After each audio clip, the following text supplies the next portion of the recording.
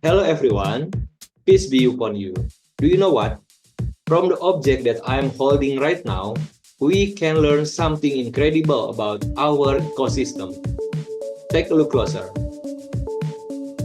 This is a bird feather, and with this feather, we can try to predict the quality of our environment. How? Please try to watch this video till the end and you will learn something new.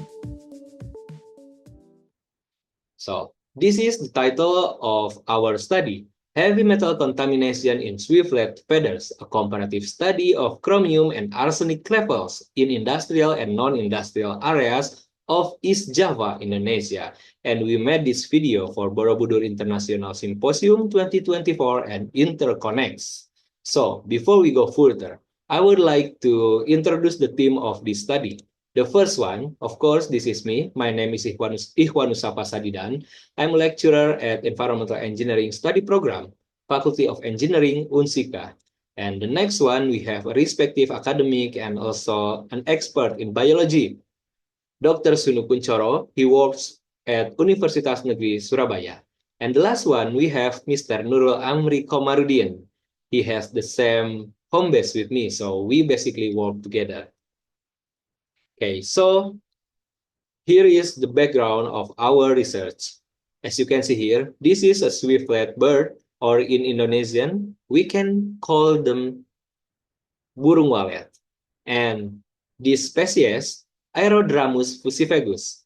This is a species of swiftlet that commonly found in Indonesia. So we can find it everywhere, but not everybody can go inside the bird houses. And also because of the industrialization and also because of urbanization, many of swiftlet bird houses are located in industrial areas, which are having higher pollution levels than non-industrial areas. And now the feather. Okay, so the feathers are a derivative of the skin, allowing them to accumulate metals within. So with this little object, they can accumulate heavy metal, so they can somehow save the heavy metal inside the feather. And with this combination, we believe that we can use this feather as a bio indicator that will be helpful in our future. Okay, so now I would like to explain more about the species Aerodramus fusivegus. We can find this bird mostly in the east part of Indonesia and also in Malaysia and in the coastal areas of Vietnam. And the conservation status of this bird is less concerned. Fun fact about this bird, they can travel flying distance of 200,000 kilometers in a year. So we believe that this bird can be an ideal object if we want to learn about environmental health and also pollution. Okay. Then the two heavy metal that we analyze in this study. Why chromium and arsenic? Because these chemical elements can be found in industrial areas. As you can see here, the major sources of chromium and also arsenic is kind of different, but also the same. So in industrial areas, we can find a lot of chromium and also arsenic. And this element, if uh, there are too many chromium and arsenic in the air, it can be a serious health issues on human. So this is the example, respiratory issue. If we go in industrial areas, we can get coughing more and more, and also it can cause a lung disease, and also it can increase the cancer risk. It can cause skin problems, and also it can cause neurological issues like headaches and also dizziness, fuzziness, and more. So we use this feather, we take them, we collected bird feather samples from different areas with the different environmental condition, of course.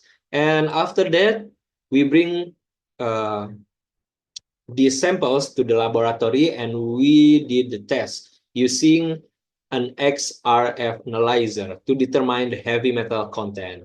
After that, after we got the laboratory result, then we perform advanced analysis using some of the software. As you can see here, this is the bird feathers and this is the swiftlet and this is the house of swiftlet. We can find a lot of this bird in Indonesia, in East Java too, in my background Zoom too, Zoom background. Okay, so here are the location of our sampling location. Okay, so the first map, this is Gresik City. As you can see here, there are so many residents around the house of the bird. And of course, they also have several industrial areas. And Gresik is well known for its cement production. And then Lamongan, it's kind of different with Gresik.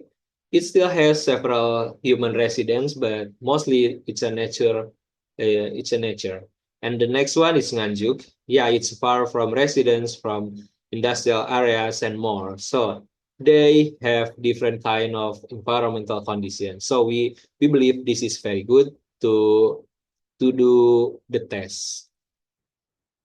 Okay, so the device that we use for uh, analyzing the heavy metal content inside the feather, this is an XRF or X-ray fluorescence. Fluorescence. This is the device, and there are several steps before we can get the result. So the first one is exposure to X-rays. The second one is electron excitation. The third one, Lorentz emission, element identification, and then the analysis. Okay, so the result of the study, Gresik, Lamongan, and Nganjuk. Gresik, this is the one with a lot of residents and industrial areas. Okay, Gresik has more chromium and arsenic than the other location. So, and the unit for chromium and arsenic here is ppm or part per million. Okay, so Gresik has twice, more than twice, almost threes of the chromium and also 1.5 times higher arsenic than the one we found in Nganjuk. Okay. Of course, the results show significant difference in metal accumulation. We can, yeah, this is the same with our hypothesis basically. But after the test, we yeah, we believe that this feather is a very good stuff to do the to be made as an bioindicator because the concentration of chromium and arsenic show a strong positive correlation, indicating a possible common source of pollution and highlighting the potential of swiftlets as effective bioindicator. And okay, the recommendation after we did this study, okay, we believe that these findings aim to contribute to a better understanding and management strategies for heavy metal pollution, aligning with the sustainable development goals related to ecosystem and human health. And also because we think that this is not enough, so further research on the use of bird feathers as bioindicators should be encouraged because it can indicate quality of not only the air, but also the quality of water that the swiftlet are drinking and also the food they are eating. Okay, so here are the reference that you can read more if you want to know more. So thank you so much. It's already 10 minutes, so time is up.